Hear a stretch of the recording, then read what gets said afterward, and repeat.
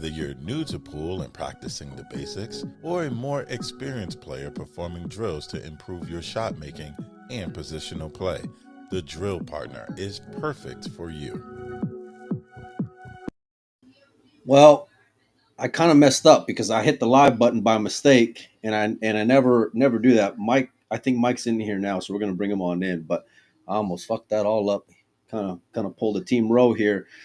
I'm gonna bring up the chat. Hopefully, you guys got to sweat the first day of the Reyes Cup, and boy, do we got a lot of shit to talk about here. Hold on, Mike. I see you there. I'm gonna bring you on in, buddy. Lord knows I can't be doing this by myself. Yeah, Mike, I checked. I log in, and all of a sudden I hear that moonlight. I'm like, man, this guy was jumping the gun at me. no, Mike. That's how fired up I am. That's what I should have said instead of saying that I dogged it. But yeah, this is a shock. A shock. I guess it's a shock. It's a shock to the day, Mike. I don't even know where to begin here, Mike. What are you thinking right now before we jump on into the topics at hand? Well, it's just for all the talk from Jason and team rest of the world and straightening things out this year and pressures on the Asians and whatever, rest of the world didn't show up. I mean, No. It wasn't pretty in any match. Well, they got it Hill the last one, and they were on the two. They got Hill. They had some help getting it to Hill, and they gave away some games too. So yeah, that last one was an really interesting when it got to Hill, and you saw all four players show a fair amount of rattle in that last game. Oh, yeah. So it didn't go as planned. I was hoping the U.S. I was hoping that Sky and Federer would win the last double. I was going to ask we could talk about how the Americans had to bail the Europeans out, but you have no idea how much I was rooting for that. Like, even though I bet on Team Asia, right? I was rooting for those guys in the last match just so that way you could have laid out that joke of Team USA saving the Europeans' asses. Yeah, bailing their ass out again. I mean, Jesus, how many times are you going to do this? A bunch of bums, Mike. I swear, those guys, they can't. Anyway, Mike, we got a lot of shit to talk about. 4-0, if you guys are just have slept this morning. I woke up this morning at like 5 a.m., went for a run, started sweating the matches, and it seemed like it was over before it began. Mike, the first thing for me when I tuned in was I bring it WNT TV shows up. Audience does not look full in there at all, buddy. What are you considering the scoreline into the weekend? There's a couple things. It's day one. Hanoi is like the pool capital of the world right now. They won at the Hanoi Open. They can't either.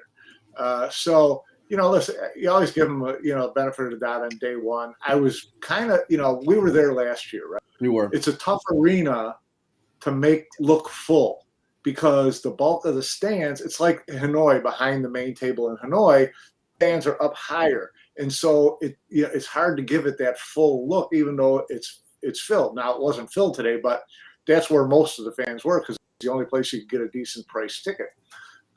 We were there last year. We saw on each side of the table, they had those VIP areas with the plush chairs and a lot of spacing, whatever. And I thought then we talked about it, like it makes it look dead. If this place was packed, that area just is not a good look. It's dark. It looks empty. I mean, God bless you. You've got VIPs there, but there's that area behind the table that has VIPs too. On the side, I really would have thought this year they would have built up some stands, kept them close, and created more atmosphere. But they didn't do that. Kind of surprising to me. I'm sure there's reason for it. I'm sure they talked about it, but I think that would have made it look better. Someone online posted that the prices were. You said something about a 50% deal, but when I saw the price for $70. No, maybe for a VIP. No, not VIP. VIP was 100. 70 was like the stadium seating, but behind the table before you got into that upper area. I don't know what Well, the upper area cost. they were doing 600 pesos. So when I did the conversion, I think it was like 10, $11, and that's what I was seeing with their promotional code that everybody Okay. was pushing online. And I think that was for that same like general admission that was where Yeah. we were based. So if that's the case, then you're still, and we heard this last when we were there. Work week, people aren't doing it. They're not, even though it starts at 7, it takes It's people Thursday night, 3 Mike. hours It's to get Thursday around night. town. What's that? It's Thursday night. I mean, I don't know how It's it is in the Thursday night. Philippines, but Thursday night in Oh, the work. U.S. things started getting popping. You know what I mean? Yeah, no, they do, and I don't know what it's like in Manila. I mean, it's I know traffic's awful and during the week and all that stuff, but we can have many excuses we want. They didn't get a huge crowd today, but I'm not. That's not to me any indication of the event's going to die or anything like that. It's like, okay, Yeah, let's give no. them some time. Let's pump the brakes. Give them some Well, time. here's the deal. They loaded up matches for the weekend. They did, with which is 6 good. matches a day for each of those last 2 days. Smart So move, man. that's pretty good. We'll see Well, how that affects it. But I hope that the pre-sale was good, because if everyone is holding off, if everything is holding off to purchase like at the last minute, then even if I'm a sports fan, right? Like if I'm going into an event like this thinking or seeing like a score line that's way out of line, then my energy to go and buy a ticket is way down then thereafter. well, and here's if I'm buying a ticket right now, I'm buying for Saturday because they might not be a Sunday. Pretty brutal. 4-0 to start the day. Mike, there was so much going on there. I sent you a list of topics here. You mentioned the amount of matches. I think it was smart by Emily and Matchroom to go Yeah. and position it that way, because you don't want to be in the spot, hopefully, where you're going to be threatening to leave off the last day, which is what they always end up doing. Well, I think they did it. I think they did it more. I think they expected it to be. I think the decision this year to pack up the back end match wise was more for crowd, to draw more crowd than it was to worry about a runaway in 3 days. So, yeah. I think that today was, they were going to get there. They were going to get a decent. They weren't going to get a great crowd today, no matter what. So only have 4 matches. Get in, get out, get the things rolling, get the guys' arms loose a little bit. No one can get too far ahead, we thought. But so. Yeah, we'll see. I thought 3-1 in favor of the rest of the world, and I was going off of experience there, Mike, and pedigree just showed out by all means in terms of the Asians. 4-0. I did not see that coming by any means. Obviously, we went match by match yesterday. The team match was about a flip of a coin as you can ask for, even though it was one-sided by the end of it. But, Mike, let me ask you this, because I text you when I got home from the gym. I text you, right? And I'm sending you like a list of ideas, which I never do. Usually I'm just like, let's just jump on in. Just swing it, right? So I send Mike a list of topics that are just because I don't want to lose them, right? And one of them was, is the event in trouble? And the other one was, who's to blame if it's not competitive? And Mike texted me back. He said, dude, it's 2 days into day 1. But here we are, 2 Mike. games, 2 matches into game 1. 2 matches in day 1. Mike, I'm going to ask you the same thing. This does not look competitive. If it's not, and if we end up similar to last year, who's going to shoulder this layout here? Score line, I guess. Who's going to shoulder the blame? Yeah. Who's going to what's going to happen next year? What do you think? Who's to blame if it's not competitive is what I would say. The players. I mean, what the hell? You're not going to blame it on the coach. You're not going to blame it on Matchroom.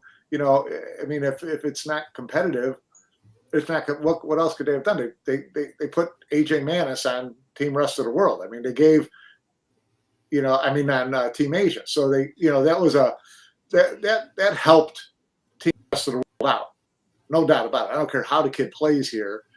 Him replacing Cole. We're gonna get to him in a minute.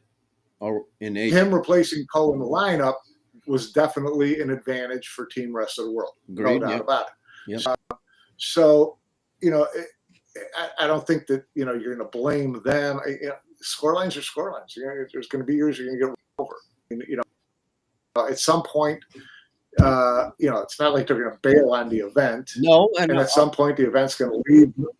Points going to leave to either the U.S. or the U.K. or someplace like that, and then the heat will be on Asia. So I mean, you gotta let's just hold on hope for 3 more years before. Yeah, that's good. That's good. Yeah. Well, no, I mean it's not all out. It will be more competitive. Listen, Team Rest of the World is pretty good and can be better.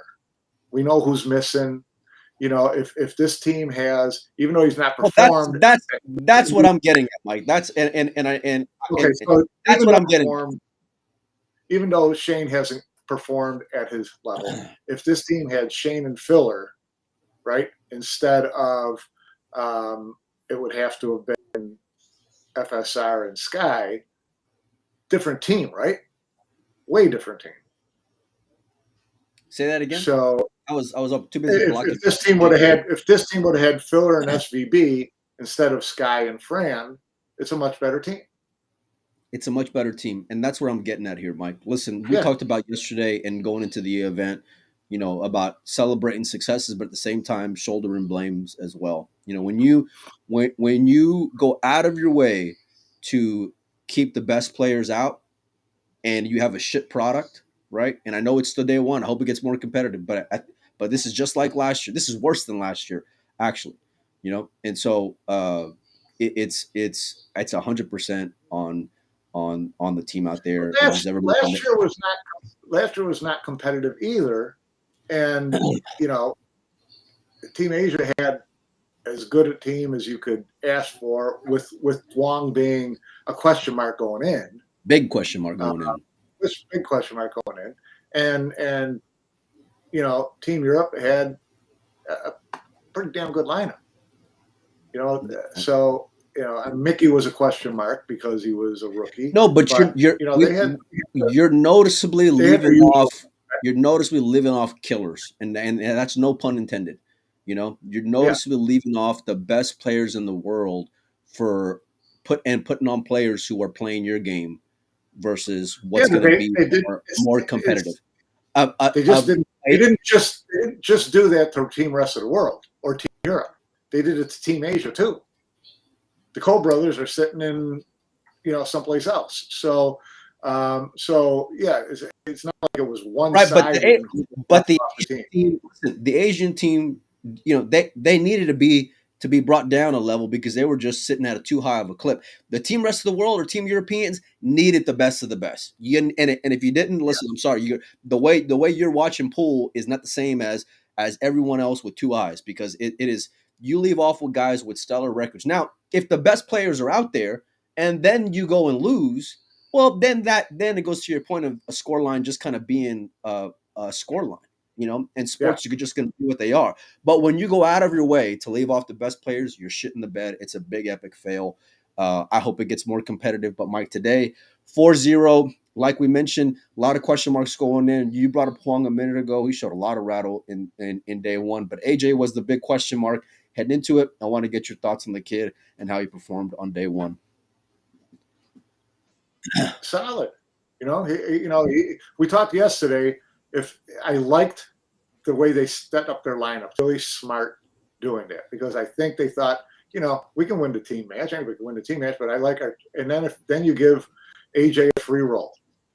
He's in there early. The worst you're behind is 1-0. There's not much pressure on him. He's playing with Yap. I actually like that pair, because Yap always, when you talk to Yap, he's always about, I don't feel confident, I don't feel comfortable. He's always playing that game, right?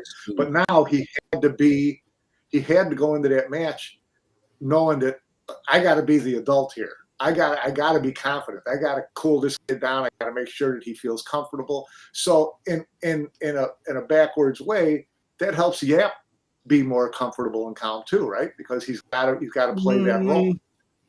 He's not going to go in there and be all, look all not confident and shake his head in front of AJ.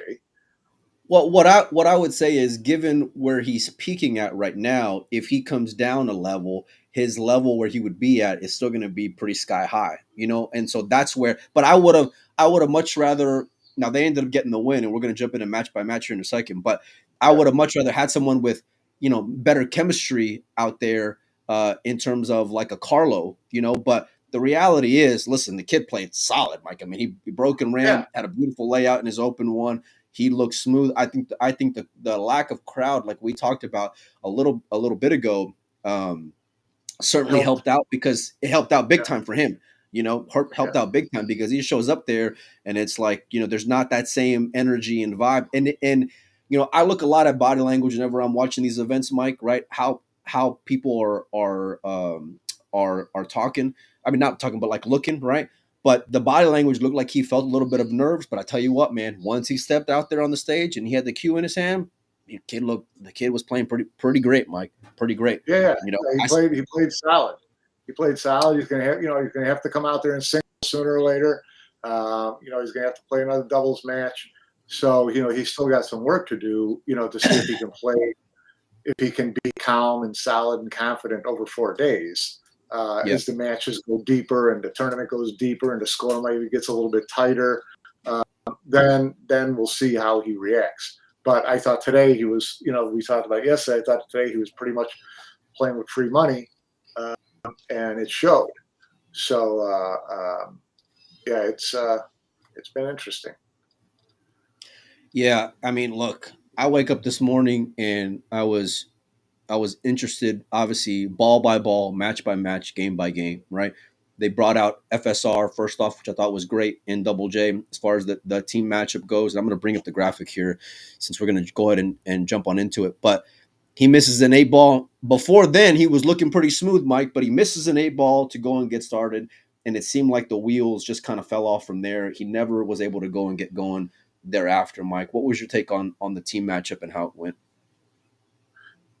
Yeah, I mean, we kind of saw a little bit of that last year with FSR. Um, you know, some early rattle. Team match. It's you get one shot, one rack. You might not even get up. So I didn't think anybody from even Team Asia looked like out in the team match. Were there any breaking runs? AJ had the first Oh, breaking run. right, If I'm not mistaken. Yeah. right.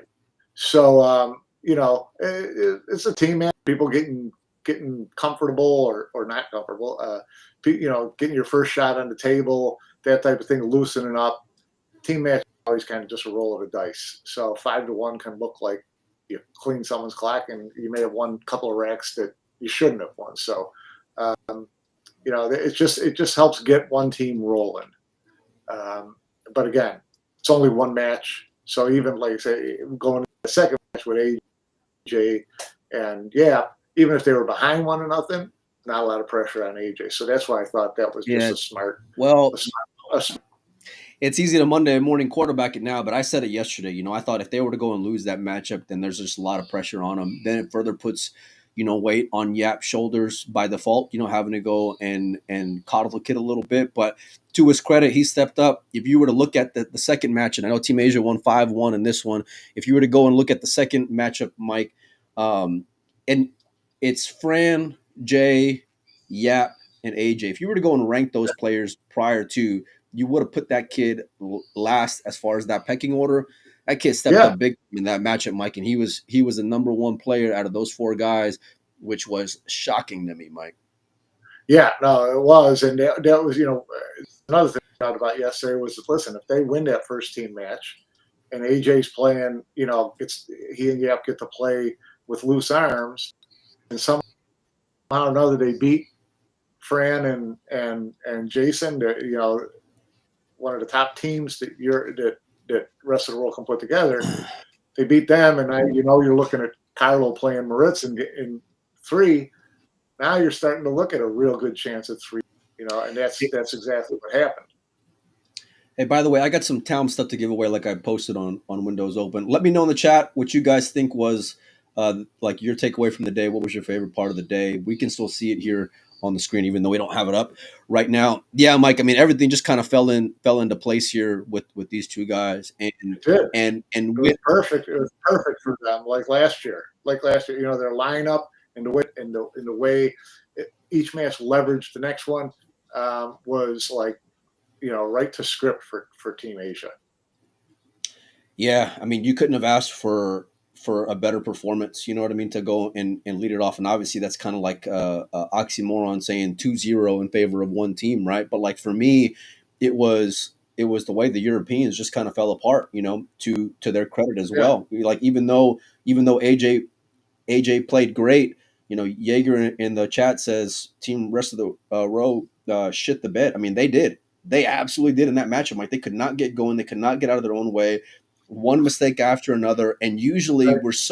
we're so used to in whenever Europe is stealing right against the Americans, we're so used to once the Americans make the mistake that they usually always make, then the Europeans just close because they're a bunch of closers. Yeah, Mike, that did not happen today, not even at all, because right. they had looks, they did not They had capitalize plenty, whatsoever. they had plenty of opportunities.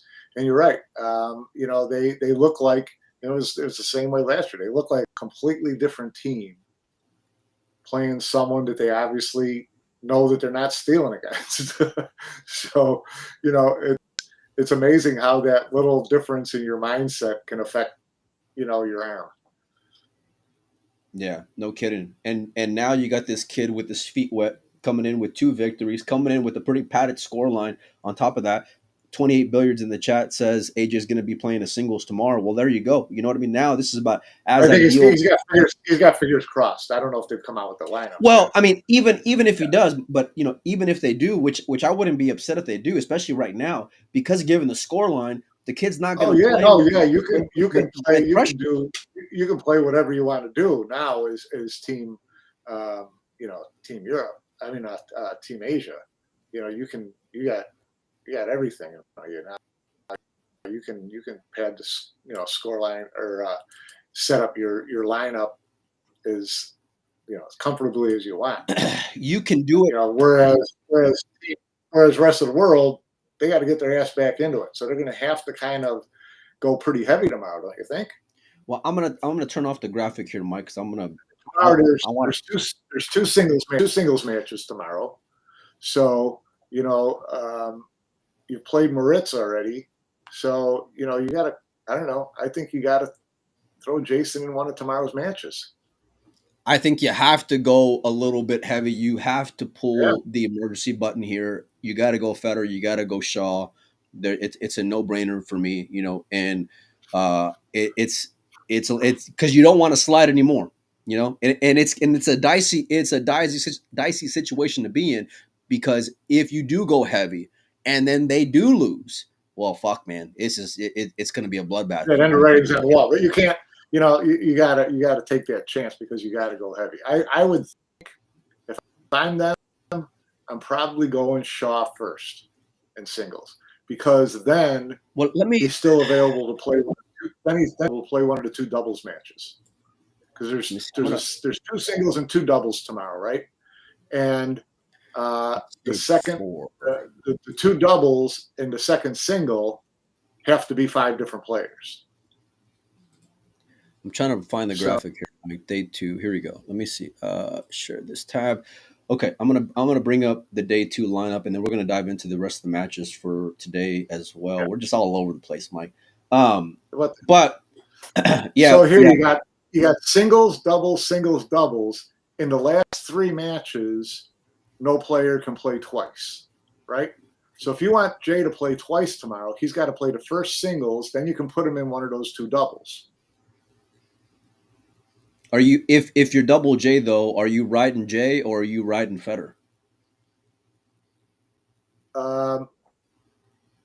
I'm putting Jay first, and because I want Jay to play twice tomorrow. I want her to play singles and doubles.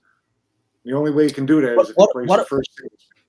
What about this, Mike? What if you were to do J first, then J Federer, and then Federer in 2, 3, and 4 No, there? Can't do it. You can't if do Federer it. plays the same singles, he can't play either of those doubles. Ooh, yikes. Okay. Well, right? it's yeah. Yeah, because This is where the strategy part you, comes into play, and this is where right, listen. We talked about last year the genius of going a little soft early on, which afforded Yap and Huang well, to kind of take it's, control of there. But this is they went a little bit softer here to start off the event as well. Mike did the Asian yeah, team. yeah, they did, now, and now they can you know play soft tomorrow too if they wanted to kind of just stack things up for day three when it goes into three singles matches and a couple doubles, and uh, so uh, it's you've got a lot of options here if you're Team Asia. But I guess like I said, if you're Team Rest of the World, um, I still think you do Federer as your second singles, and he just doesn't play doubles tomorrow. I want to mention about this point. Crystal, shoot me a PM. We'll send you a town chalk here for making a great point. And they brought it up a couple times in the commentary, Mike, as far as the discussions going on with Team Row. And I want to get your take on it, Mike. Is there too much of this going on between them? I think there's always too much of that going on. I think that there should be a limit as to how many times a match someone from the other team can come into the arena and talk to the players. It kind of it's almost kind of it doesn't seem like it has any impact because it's almost gratuitous. So I'm like, okay, I got to get up there and run out there and cheer him on or pat him on the back or console him or whatever. It drives me nuts. I think there should be a limited number of times you can do it. As far as sitting, chatting up in the team area, that I don't have a problem with that. But it's Yeah. the Indian that annoys me. I think every personality is different, and I think some of them are going to need it more than others. I think there's always going to be this level and no perfect recipe to go and say, like, this is too much or that's too little. And I think leaders just kind of have their finger on the pulse. But even some guys who are great doing that still kind of will overdo it at times. I think like Kachi, for example, right? Like he's the guy, just leave him the fuck alone. You know what I mean? Like Yeah, just leave him alone. like Yeah, don't even look at him. Like, you know what I mean? Like yeah, don't even look at him in the eye. Just leave him alone. He's gonna go out there and just handle his business. And some of these guys are so alpha and it's such an individual sport, where I feel like that's where you really got to be sensitive as to when to press the button and when to go and step back and let them kind of swim a little bit. Usually rookies are the ones you kind of coddle a little bit more than others, but it's like I said, there's no perfect rhyme or Are you reason. talking about too much conversation between players who are playing doubles too? Yeah, I do. I mean, like when it comes to look, if some of these guys they're earning getting there in their own right, so they're playing good. You know what I mean? Now, if a guy just kind of like just barely got across the finish line, then okay, I get it. You know what I mean? Or like if he notoriously struggles in that environment or in certain situations, whatever the case may be, right? If you know that they're behind and he can show a little bit of rattle, whatever. Oh, I don't know why I turned that back on. But it's like I would rather be more loose conversations in the doubles versus talking Yeah, balls and strikes and X's and O's. You know what I mean? Because yeah, right. a lot of these, No doubt especially about it. And I saw that. I think that that's what you saw with Federer and Sky. Their conversation was more loose, keeping each other loose, laughing, whatever, and knowing what they had to do business. It wasn't a lot of you should have done this or next time let's do this or whatever. So I thought that was okay with me. John, shoot me a PM. I'll send you out a piece of town chalk as well. He makes a great point here. And I remember Mike, whenever we were in Vegas at Bally's, and I was talking with Laylee. I think it was after day one, and I forgot what the scoreline was, but I want to say the Americans were ahead. And he just gave me like this really like cold blooded response, And he was like, "Look, if you were down 3-1 going to 11, would you be nervous?" And I was like, well, fuck, when you put it like that, you know what I mean? Like, okay, Not at all. you know, I get it. You know what I mean? But that was the mentality. Here, though, Mike, here with this team, especially given like it's hard to pull positives, and you at the Americans, to their credit, at the end, kind of gave you some momentum and some little bit of hope. You know what I mean? But it's like Yeah. for the most part, I mean, it was those guys were drowning out there. Mike, I want to talk about match number 3 for a minute. And another rookie went up. Moritz coming in with a hot hand against the current world champion. I want to get your take on that matchup, buddy. I thought Moritz played pretty well. Carlo gave up a game or two. Moritz, ran out most of the time he had a chance. That 9-ball was killer. Big swing there. Yeah. Big swing there. He got, it was not an easy shot. Those are because he had a lot of distance between the cue ball and the 9-ball. I mean, 9-ball was close to the side pocket. The cue ball was all the way down in the corner on the rail. That's a long way to go like that. And I think that because he landed a little flatter on the 8, he couldn't really get the cue ball up the rail to make the 9 an easier shot. So it wasn't, it's still a shot you're supposed to make, 8 or 9 times out of 10, but it was definitely missable, and he did, and that pretty much cost him. And then the foul in the last game, you can hardly blame him. I mean, there weren't too many people in the world that were going to hit the 1-ball on that lockup by Carlo. Oh yeah, Carlo just buried him there. Just a beautiful safety. It's kind of brutal because if that ball, if the 1-ball freezes to the rail, it's a whole different shot. But and when I was looking on it, watching the match, I thought, man, it looks frozen. And if it is, then Carlo's in big trouble here. It was obviously a gap there because he laid up that cue ball just to perfection. And then where the 9-ball was, that was just kind of the demoralizing blow. But Mike, if I'm going to pull positives out of Team Rest of the World, and there's not many here. The composure of Moritz, I'm going to hold on to, even though he missed that 9-ball, which was a difficult shot. I thought he had splashes in here where he was playing pretty poised. I thought his positional play was pretty solid, all things considered. It was pretty solid. I mean, he missed a couple of shots in that match, realistically, but.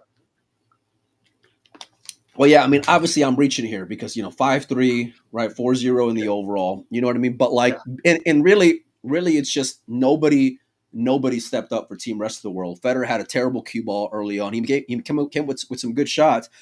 Sky shitting that 2-ball in. Yeah, no kidding. That was ridiculous today. I was jumping, but yeah, they the doubles. Jason, I don't know what it is with guys. They tend to get more out of shape trying to leave perfect position for their partners than if they were just playing by themselves. It just seems like. Well, we saw that in the last match, Mike, and with Huang, and you sent me a text right away. Which, by the way, don't fucking text me whenever I'm watching because you were ahead, right? So I had a little bit of a delay. So you texted me and you were why did you have a delay? It was live. I didn't know I had a delay. But I'm watching it, right? And so Huang's down on the ball, right? And then my phone, the text comes in, and he's like. He's like, Chua sharked him, trying to tell him where he wanted the cue ball, blah, blah. And I'm like, what? And then whatever it was, 10 seconds later, then Huang misses it. I'm like, fucking Mike, just shit the bed on me. Was I right, though? I mean, you could tell because they could not communicate at all. They were just pointing and hoping, right? And so Huang looked at the shot, and he kind of had the cue ball, over near where the 7-ball was, just kind of leaving him almost straight in on that ball that was sitting in the pocket. And all of a sudden, last minute, Chua points up along the rail. Now, Huang goes down and he's like, okay, now I got to draw this back for the rail. And that's how he jarred the shot. And so, their lack of communication was really kind of funny because it was just someone said, here, the only words I ever heard Chua say during that match was okay. Because they would just look at each other and point and hope that they knew. And they were not on the same page very often if you watched their reaction. Huang looked like I expected him to look like last year because Chua came with there was another big swing in that match where Chua came with a really strong positional shot. I want to say it was on a 3 or a 4 ball, and then Huang ended up missing a ball that he very well should have made. And then, of course, that one that you're talking about towards the end there that further left the door open. That's where I would be a little bit concerned, is just making sure that Huang stays comfortable because he's your 4 guy, and so you don't want your 4 guy to go and I know you already got a point under his belt with this last match, but it wasn't pretty, Mike. It wasn't pretty at all. Well, the good thing is with Huang is he's got a singles match coming up, so you don't have to worry about anybody else. And at some point they're going to pair him with Yap because they played great together last year. And so, so he's got a couple of matches where you're not going to have to worry about him being a little bit spooked by who he's playing with and lack of communication, whatever. So I think he'll be fine over the long run. Ramby makes a good point. 2 Reyes Cup standouts last year. Huang and Yap did not even play well today. It was 3 Filipinos that carried the team on day one. Ramby, shoot me a PM. We'll send you some town chalk as well for making a great point here in the chat. Yeah, Mike, I thought the same thing. I don't think either one of those guys played perfect last year, day one either. Huang looked. I don't remember. I thought they were He played doubles last year, and I can't remember who he played with, whether it was Carlo or Cole, but I think it was Cole and Cole, or Cole played. One of them played, where their partner really carried, and Duong, didn't look all that solid, and Yap didn't look all that solid in his first match either. I don't remember. So not worried about those guys either. Now they come in here tomorrow, they're up 4-0. I think that they'll both play a lot better. I'm not going to worry about Yap just because he's been unstoppable all year long. He has been a number one, close to the top of the totem pole type. I agree. And MVP last year. I agree. Experience, blah, blah, blah, all those things, Mike. You know what I mean? Well, but you look at it, and we talked about this yesterday too. The guys last year who were not playing great that we expected to step up this year were Chua and Beato, right? Right. Because they did not play great last year. This year, they stepped up on day one. So now you've got them playing well.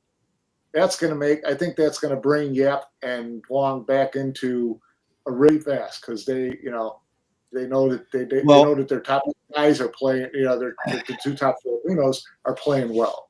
So then that makes it even worse in a sense, Mike, because then and I'm only talking about in the event in the overall, right? It's 4-0 right now. If those guys level up their games in Yap and Huang, and then you get what you're getting currently out of the Filipinos, I mean, goddamn, Mike. Well, they went 4-0 on day 2 last year, and that's what kind of put the match away. So I agree, Randy. They go out heavy tomorrow, or they score some. They win 3 out of 5 tomorrow, and it's not looking good.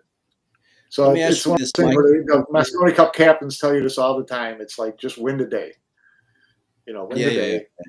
4-0 lead. If they win the day tomorrow, the worst they're going to be is 7-2.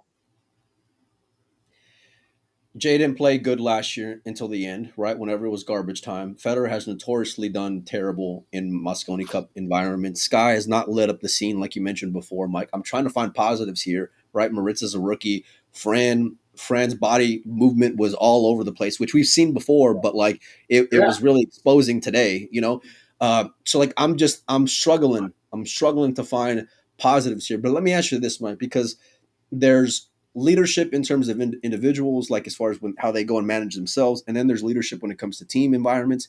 Who's doing the talking today, post day one in that rest of the world locker room? And what are they saying? I'd be really interested to know that because we know Jason and right. It's going to be tough. I'm sure Jason's, going to be as respectful as he can of Double J, but it's going to be tough for Jason to keep his lips tight, because I know he's got something to say. So, if I'm JJ, I'd probably let Jason let loose in the locker room and tell people what they got to do. He's got to do it himself as well because he didn't play great. So, but he knows that. So, I would kind of expect. I don't think JJ's going to let Jason run the show, but by the same token, I think that I'd be surprised if JJ didn't get, didn't let Jason, have some say in the locker room because he's the leader in the locker room as far as the players go for sure. Anthony says SVB's watching. If you're watching, Shane, you want to hop on? I'll send you a link, buddy. I'll text you if you want to get on. Shoot me a message if you do. I don't think it's in his best interest. I don't think it is either. I don't think it is either, especially pre-Mosconi Cup. But I'll gladly leave the window open, my man. Mike, that's where and see, like Jay's just used to being that guy, to your point, and so that's where I feel like I don't want Jay to think. I want Jay just to be himself because he's had successes there. And no disrespect to Jeremy, he has not, So that's where if I'm Double J, I'm kind of saying, hey, go in there and do your thing with him, at least like post day one. You still got to make sure everybody knows that you're the captain. You're just not. This isn't, Ralph letting JJ or Jason, run the show. I think Jeremy's got pride and he's. I agree with you, Mike. Yeah. Where you're not going to just say, I don't know what to tell them, or they won't listen to me or anything like that. You go say something to him. I think he'll say what he needs to say. Well, I didn't mean it like that. I didn't mean it like that. I just would say let him manage while you're out there. But like when it comes to something like that, I feel like the communication would be better coming from Jay, at least from the beginning. So who's going to make the lineup for tomorrow? I think they'll all have a pretty good input. Jeremy has leaned a lot on Sky over the years, even whenever he was captain, as far as getting his input in terms of lineup. I think Sky can be very shrewd when it comes to his lineup selections as well. Now, whether or not it pans out the way you hope is a different story, but I feel like he can go in and manage that side of it, like collectively. And then of course, Jason Shaw has experience there too as well. So but I do feel like it is important. They got beat to the punch in the lineup on day one, just like they did last year. Well, but everything just worked out to their favor, Mike. You would have never I thought going into it when I looked on paper into that matchup, and really it came down to the Fran and Jason lineup, because no matter what, I thought, man, when I saw that anchor in Jason and Fran, I'm thinking, okay, that's solid, especially considering you got one rookie sitting across from you, and so I was leaning heavily on that experience. But the way that Fran just fell apart, and then Fran fell apart, and then later on, then Jason fell apart. Well, then it was like, well, goddamn, man, they're in some serious trouble here. You know what I mean? And then that just demoralized the whole thing, because then all the weight is on Maritz's shoulders, which you don't want him being a rookie. I don't care how good that he's playing right now, And so, it was just everything. If you're Team Rowe, everything that could go wrong went wrong today, And that's the only thing you can take out of it. You'd be like, okay, let's just put this day behind us because it can't get any worse, and let's go forward from here and see what we do. We, try to gain a day, try to gain a match or two each of the next 2 days, and make the last day mean something. Ramby, I got your PM. I'll send me your shipping information, and I'll get your town chalk out to you today. Mike, there was some issues when it comes to WNT TV. I didn't have those problems, whether I was on my mobile. I didn't either.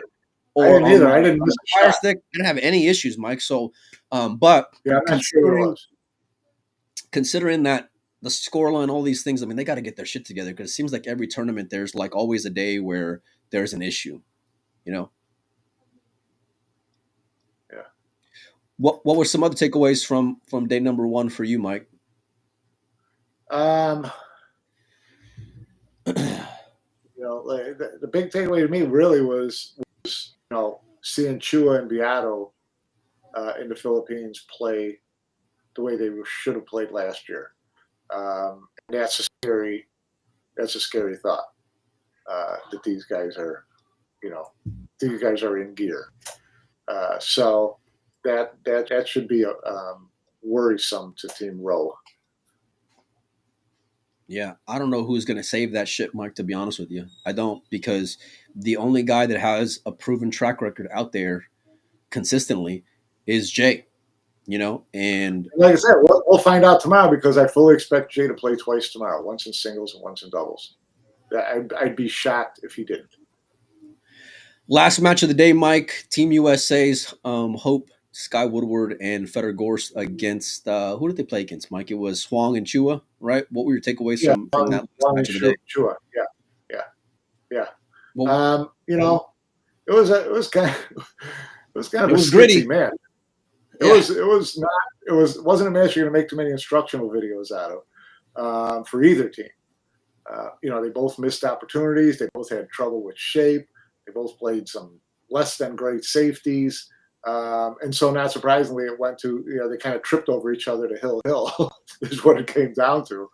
And then, And then the last match, like the last rack, I said, man, it was I think 4 guys showed plenty of rattle, whether it was missing a shot or Duong coming up about 2 feet short on position for on the 6, I think it was, or something like that. That back cut on the 7 ball that Chua made when Huang overran position was just big. Well, he had to make 2 back cut. He had to make back cut earlier in the rack too, and then on the 7 at the end of the rack. And so and missing it, the camera angle was on the Federer foul. So I didn't even how he missed. I know that could have been the best shot in the history of pool, that kick shot, and they zoom into like a face shot when you don't even get a see. So all I knew was that he fouled. I didn't even see where he hit, where he missed, whatever. So, but yeah, I mean, he was just enough on the leave where he didn't get a clean shot at it, and it was on the rail, so he really couldn't jump at it because the cue ball probably would have gone off the table. Yeah, it was unfortunate, but like I said, I didn't see what he did, but it still got dicey after that. Cue ball in hand, it got dicey.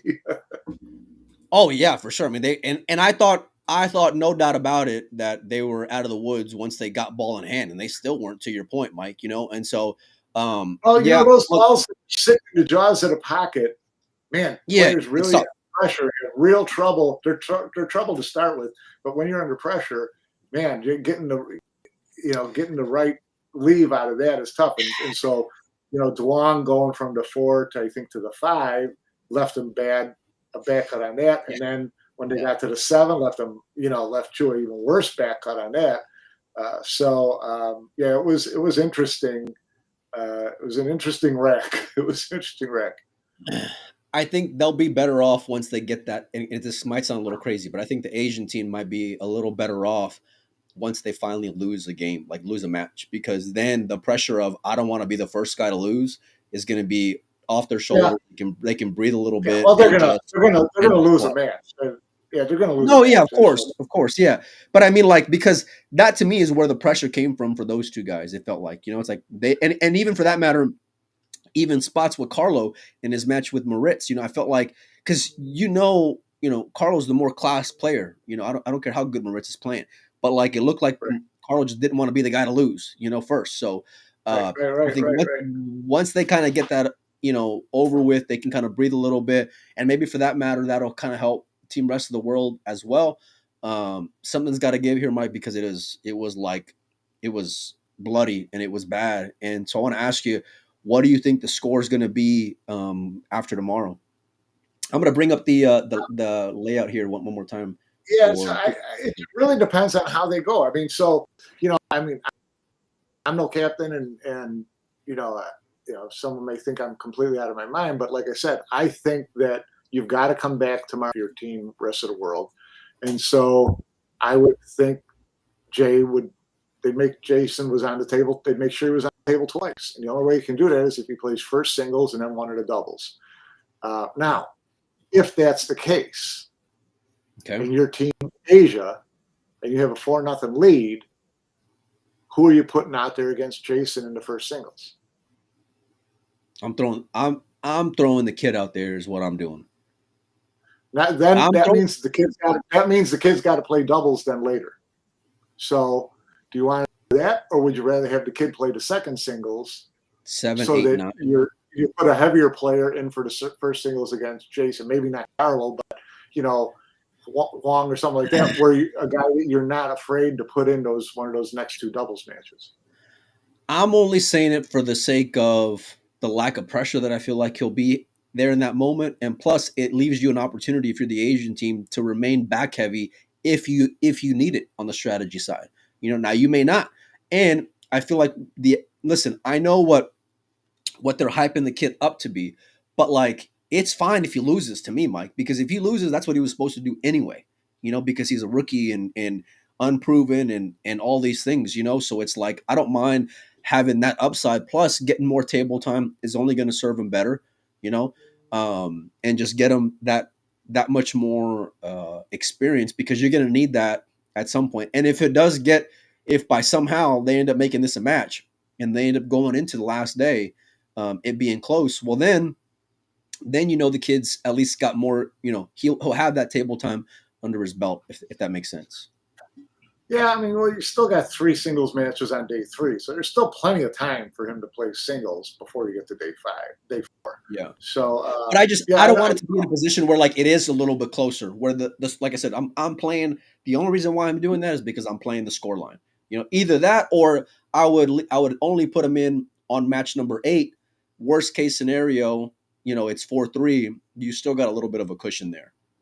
Even though right. That's what I was thinking. I would probably put him in match 8, and then whoever you put in match 5 or match 6 can play doubles as well. Yeah, Ramby says, "Can you imagine if AJ wins MVP?" Listen, if they do, wins that he got today. So, yeah, I mean, anything's possible at this point. To be MVP, he's going to have to play more matches than anybody else. That usually a player like that, they probably limit how many times he plays. They want to protect him. So how many? Well, then let me ask you this: who would you put on match number 6 then in singles? Playing the strategy part on both teams. Who are you putting in? Yeah, I don't want to give the match away. Which you might think you're doing if you put AJ, but I could see Duong playing there. That's a good spot because he's still good enough to beat Jason in a race to 5 singles, so you can still end up getting a win out of it, right? And if he doesn't, you still got your other 5, your other 5, all 5 players playing in the next 3 matches. Yeah, I think from what you can potentially get on the back end, that's a pretty good play there, Mike. For me, put Huang in there, and it's kind of a similar situation in terms of AJ. Now I know obviously Huang's not a rookie because he was there last year, but again, the fact that he didn't look so comfortable out there, he can come fresh off that team matchup and go right into singles, play by himself, get himself comfortable, and in stroke and in his own game out there on the table. And it was his own game that got him into that MVP type status last year for me, Mike, because like I mentioned time and time again on the show, he's come with some massive shots in that environment. So, and the upside that you can get and how demoralizing it can be if Huang were to go and beat Jay, I love that position, I think I agree with you. But in the note of the team world, I'm going Jay in that spot in that singles because we talked about that Moscow record last year. I don't think there's any doubt about it. Yeah. And the doubles, Mike, where are you going there then? Well, it depends. Are we saying the AJ's or are we talking team rest of the world or team Asia? Whichever one or both. How do you think? Well, first I need to know. Who it depends on. So if the singles is Jason for team rest of the world in match 6. That means he can play the doubles. Yeah, he would only be able to play 1 doubles, right? Yeah. When are they coming out with when are they going to come out with the lineups? Because they did it.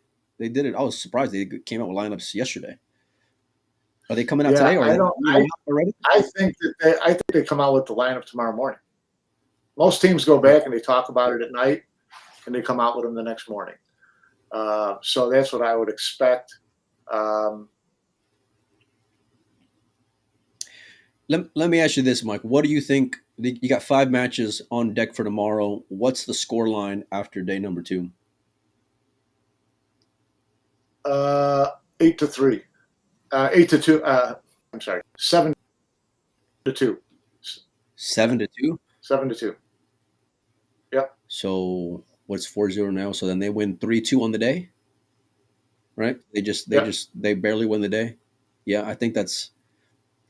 You win the day. I mean, that's if you start the first day 4-0 today, and Europe's going to come. Team rest of the world is going to come back, fighting tomorrow. They're going to try to make. You got to figure Jason's going to win either his singles match or his doubles match, if not both. You know, the team match. I mean, like the team match. There's 3 days of team matches. Those are always a complete crapshoot. So yeah. Do you think if somehow, to Nate Tam's point there in the chat, do you think if somehow, some way it's 4-0 tomorrow, you think they just call it after 4 matches? If they go up, if they win the first 4 and it's 8-0, Yeah, they'll call it at 7. If it goes 7-0, they'll call it. you're probably right. Actually, now that I think about it, yeah, you're probably right. At 7-0, they will probably pull the plug. Yeah. That's pretty scary to think about. No, that's where, look, you mentioned that team matchup is so hard to go and peg, and it's the commentary can be so reactionary at times. Makes sense, especially when it comes to like the wheels off of Team Rome, because Scott mentioned it right away. You know, it's like, could this be a sign of things to come when Fran misses that 8 ball? And they never recovered, Mike. Like they just, they shit the bed again in the well, if you come up with statements like that often enough, you're going to be right once or twice.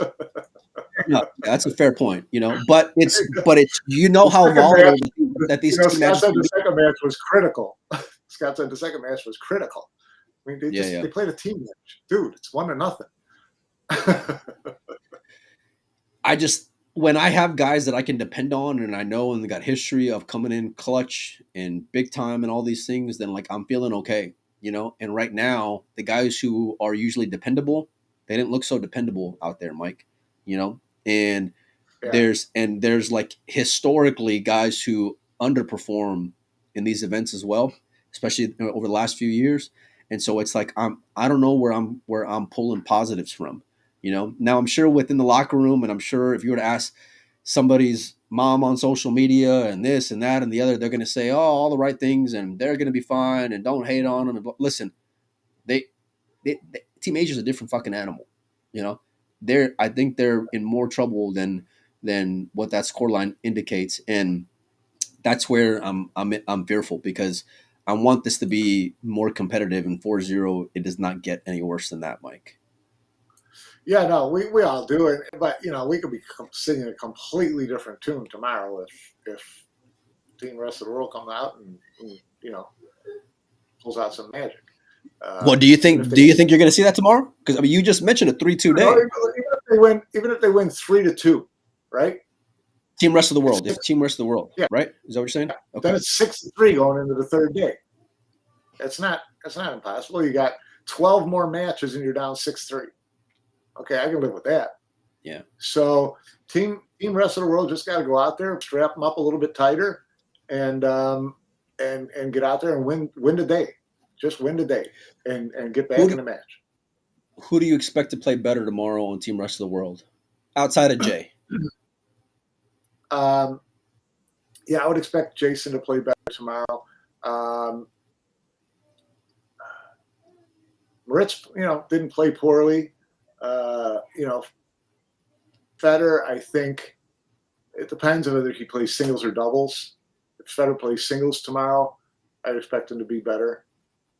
He's mentioned, plenty of times on the record, he's a me guy. He's not a team guy, and you look at the record historically in the Mosconi Cup, then you look at the way he started today, Mike. It's like that's the one. And I talked about this yesterday as far as who had more pressure on their shoulders. And look, for what this event could be, if by somehow it stays the course, right, and nobody shows up, man, that really makes the Mosconi Cup look even weaker, Mike. Which I don't want to have happen. So I'm hoping that Federer can go and step up his game and just get a couple of points under his belt. Give them that puncher's chance. Now I still think they're in deep trouble, right? But at 6-3, if they win the day, Mike, if they win 3-2 on the day, the rest of the world at 6-3, you at least got some kind of like right. You got 6 matches the next day, and you're only down 3. So you split the next day, you go into the final day, you're still only down 3. Here's where I would go with it also, Mike, is that there were times in this tournament today where a lot of guys on the Asian team looked shaky, right? They didn't look like they they looked real nervous at times. And so if I'm team rest of the world, Yeah. I want to like what Jason was hoping would happen as far as them putting heat on them. I want to see what happens if you do put heat on them, because that's the only chance. Yeah, no, I do too. But again, Team Asia looked shaky last year too. Nobody the first day on Team Asia. They were a lot nobody better, on Mike. Team Asia last year looked like they were playing a run out. Nobody. Chua, Bialo, Yeah, because looked great. None of those guys looked great last year on the first day, and they were still up to 1, I think it was, or whatever it was. Yeah, by day 3 they were just fucking coasting. By day 3 they were just in neutral. The second day is where they put the pedal to the metal. Second day they didn't lose. That's why they cut it off at 4 matches on the second day. So, but yeah, the first day, I don't remember last year the first day thinking, wow, these guys are on fire. No, I think a lot of those matches were pretty testy last year on the first day. All right. They lost. They dogged the team match last year to start it. They were up 4-1 and started playing 3 cushion and ended up losing at 5-4. So 4-2, and then they lost right from there.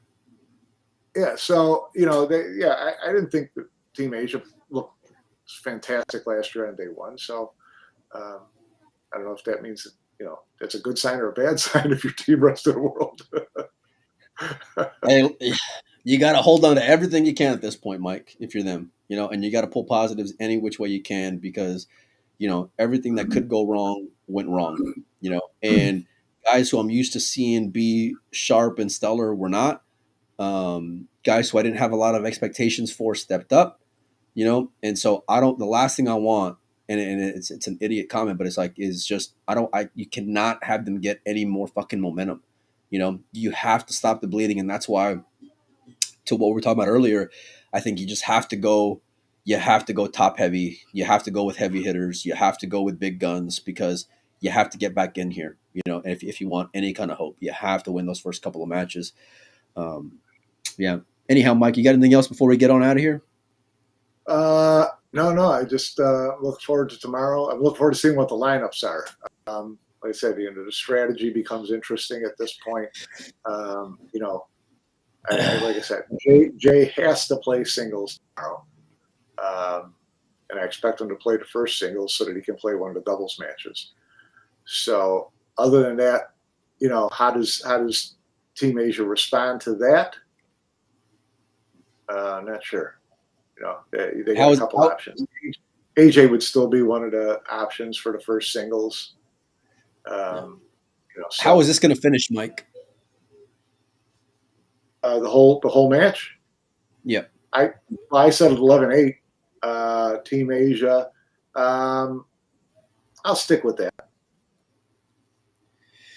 I think they'll be lucky if they get to the same scoreline as last year, 11-6. 6. Yep. I don't expect them to get shut out tomorrow like they did on day 2.